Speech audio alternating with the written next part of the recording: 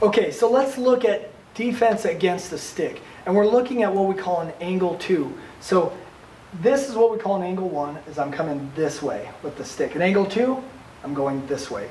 So this might just be somebody swings, maybe Trey steps back and I miss, and so now I come back this way and he's going to deal with it. Now here's the thing with all of our weapons defense especially, is I want you to think more in terms of concepts than exact techniques. First of all, there's a million techniques for every single strike. So that's one reason. And second is if you've ever been in a stressful situation and you can't even remember your own name, just, your adrenaline gets going. I mean, now imagine that somebody's trying to kill you and you're supposed to go, okay, what was the technique that I learned against any angle that he might throw the stick at me? Okay, so what I want you to do is think more in terms of concepts rather than in terms of specifics. And the three concepts you want to look at when it comes to defending against the stick is one, the power of the stick is here at the end. Okay, stay right there. So if I swing, I'm trying to hit with that part of the stick. Obviously, if he moves out of the way, he's safe. But unless he has an escape route, he's got to engage at some point. So what we want to look at is getting inside. That might just mean that he moves out of the way of this one. As this one comes, he just bear hugs me, right? He just comes in here and takes me down, okay? Even that is a good option. So he wants to get in close on me. Second is he wants to get control of this weapon. All right, when he bear hugged me, I might have been able to do something with this stick. Granted, he's going to also be doing stuff too, and I've got to deal with that myself. So when I swing this though, if he can maybe just bear hug me and get the stick kind of wrapped around. So maybe I swing here and now he rushes in and just wrap around right there. Boom, now he's got control of this arm, okay? And this isn't the defense we're gonna look at. I'm just trying to give you concepts here. And then the third thing is if he wants to turn the offense in his favor. Okay, if all he's playing is defense, he's playing a losing game. At some point, I'm going to be landing the shots. So what he wants to do is turn it offensive right away. So maybe he dodges this, and then he comes in and hits me on his way in. Boom! Right there. And now I have to react to this. Now I have to get defensive. Or, it's at least going to knock my energy back.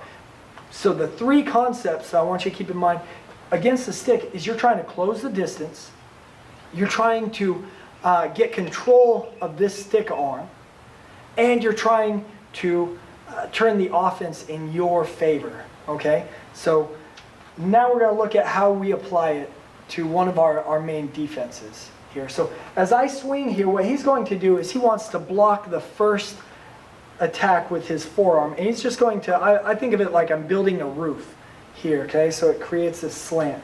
So I swing, and he just blocks it like this. This is a solid structure, and because his elbow's flared out, it causes kind of a ricochet here, so he's not taking the full brunt of it. Put it more like a boxer's cover.